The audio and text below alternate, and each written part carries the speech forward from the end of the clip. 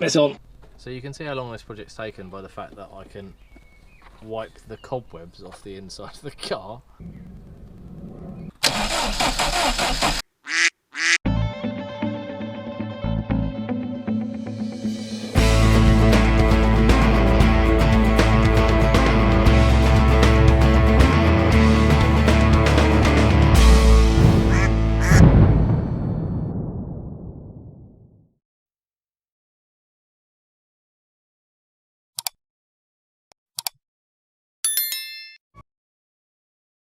Quite a rare treat to actually get all three of us together after God knows how long's it been? 3 months at least. I am sort of genuinely a bit worried about Simon though. Go, move something to prove you are actually. Hey. Just kick him a bit. What is our plan?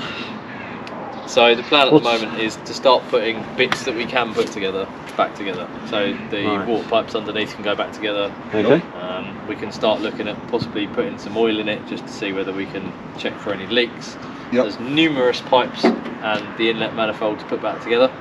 So we can look at that as well. We've got the manifold gaskets, well the intermediary gaskets that go between the two halves of the manifold. They can go in. The exhaust can go on eventually when somebody brings us the right studs. So we've got lots of little bits, lots of tiny little bits that need to be done, which should all be progress, and then we can try and deal with this issue of what we're doing with the inner cover, which is still sitting really manged up. It's got lots of bits missing. It's supposed to have another piece that comes off the bottom here to cover up some more of the cam belt, and that has been, by the look of it, sliced off at some point.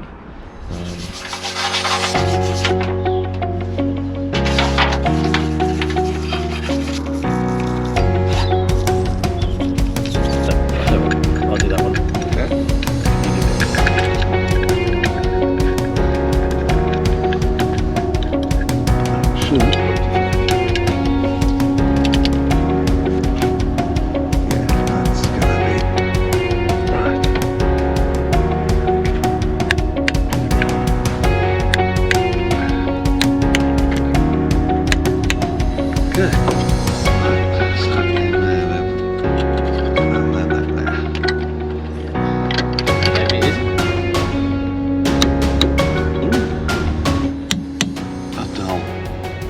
Engine mount mounted.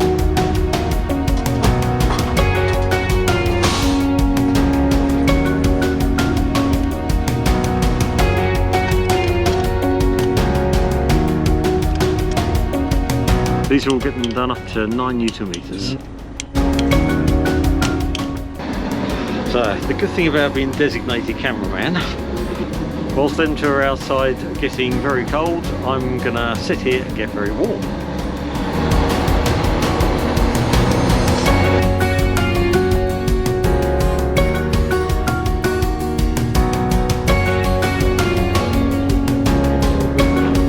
Try and get something that's just not all hands.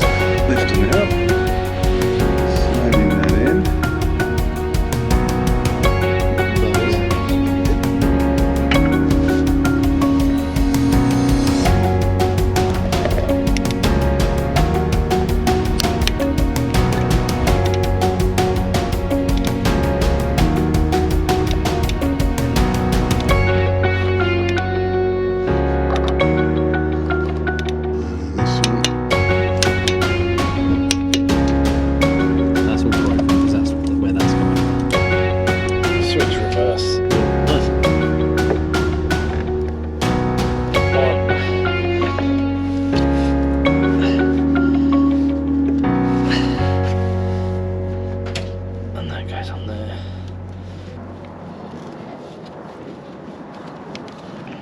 So it's a new day. It's definitely a new day. So we're gonna have another look at this VVC. We realised that there were some slight mistakes made, nothing major, just there's some misalignment of the VVC solenoids. The manual says don't move them. We didn't quite understand why not to move them, or what the correct position was. but I don't think there's any functional reason other than the location of where pipes go. So it's not going to break anything mechanically in the car in the position that they're in, but where they are right now we can't actually fit some of the pipes, so there's going to be some taking apart and realigning and then putting things back together. We're going to try and do that now. Simon's obviously here, going to give me a hand. Mr. Nuttall will probably appear later on in the day and we shall crack on and see how much we can get done. We've also managed to find a rear cam belt cover, magically found one on eBay, the very rare hen's teeth. I think somebody definitely said that was the case, so we're going to get that piece put on hopefully as well. Again, that's more dismantling before putting things together. We need to take engine mount off to do that and a few other bits and pieces, so we're going to try and do that and see how we get on. There we go. Perfect. That's much better, isn't it? Yeah, this one. That's on or not, I can't see. Feels like it's on.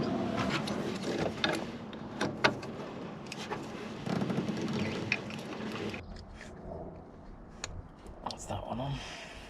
Nice.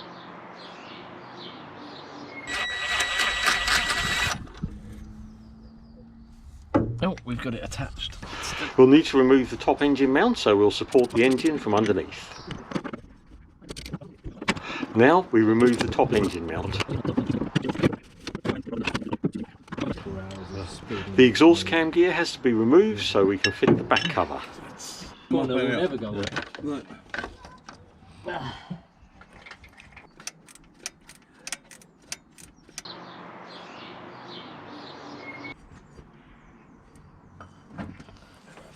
We need the tensioner tool, that long thing. The long thing with the two prongs. Yeah, and then do them two up. I was loving the fact that we're professionals and we know the names of all our tools. Both cam gears have been fitted and torqued to specification. There we go. What the wrong angle? This is the timing belt tensioner and the temporary pillar for the tensioning spring. The pillar is screwed into its temporary location and the tensioner fitted with the centre bolt. The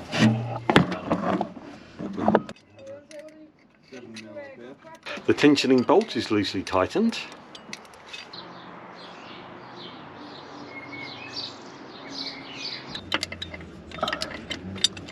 Before the spring is put in place. Can you do it up there?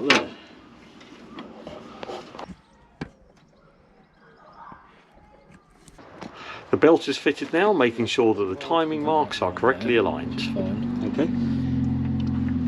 don't want to do that. There, it's on. Okay. The tensioner centre bolt is torqued to 45 Newton meters and the second bolt to 10 Newton meters.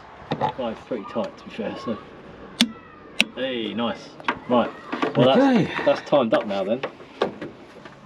Okay, 10 Newton meters, 45 Newton meters. Okay, cool. The spring and pillar are removed. Job done. That's that off. There, the spring off. I didn't do that up properly. There, right. And that's that out. Swampy turns the engine a couple of rotations by hand. This must always be done by the crank bolt and never from the cams.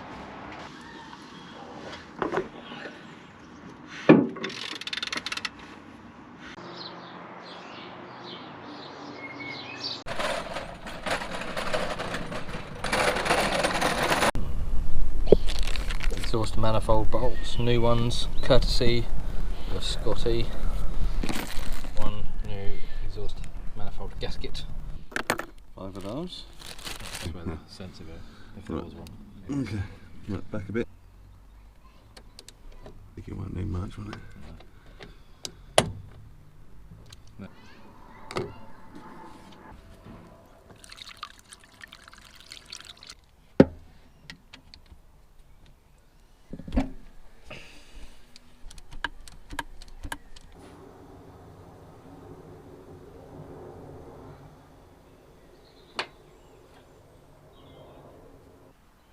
Oh, yeah, no, it's suddenly decided it wants to come out.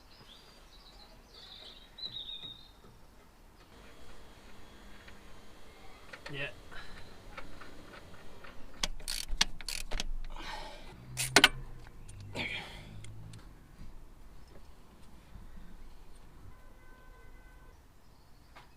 Oh, I just spotted another stud. Tool tight. That.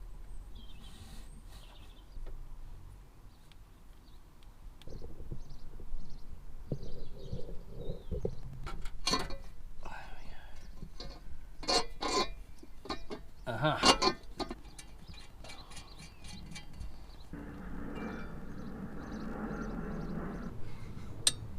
45.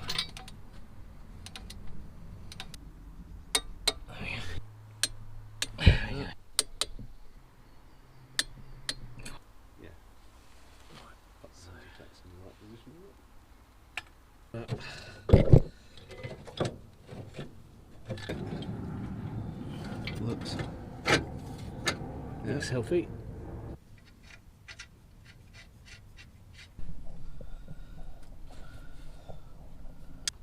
There we go.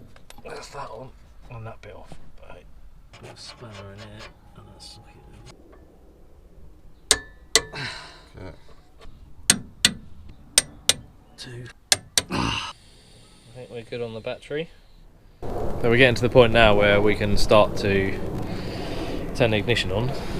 We're going to disconnect the injectors, but actually it's quite difficult to get to those, so we'll turn it on, or turn the ignition on, and then see if anything leaks, see if there's any fuel leaks when the fuel pump starts up, make sure everything starts up, check the lights, check for any error messages, and then see what else we've got going on. Might take the spark plugs out, although the problem with taking just the spark plugs out is the injectors will still go, which will mean we may have an explosion as the unburnt fuel ends up in the exhaust system and then potentially ends up getting ignited later on, which results in rather a large bang, so we shan't do that, but we'll see how we get on.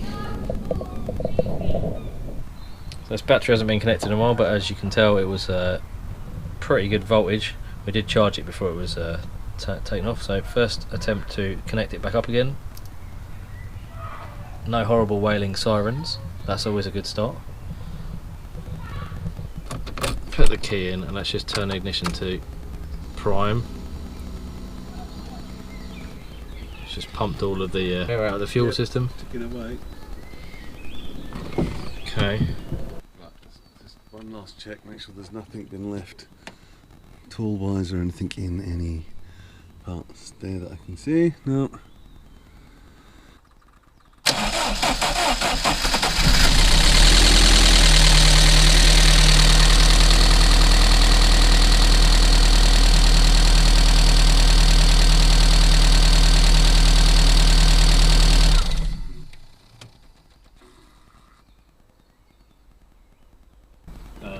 Holy crap. Whoa. I think that worked. I think that didn't sound terrible, did it? That started fairly well. Yeah, I was quite chuffed with that.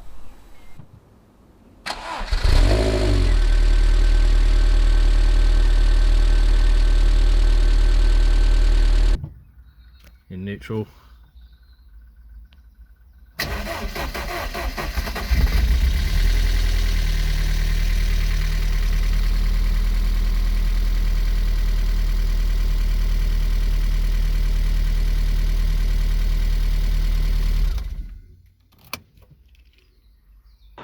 That genuinely started like that. There was no off-camera shenanigans, anything like that. That was a first-time start. Really hoping the Y135 will start just as well. We hope that you've enjoyed the whole series with the whole K series VVC engine rebuild.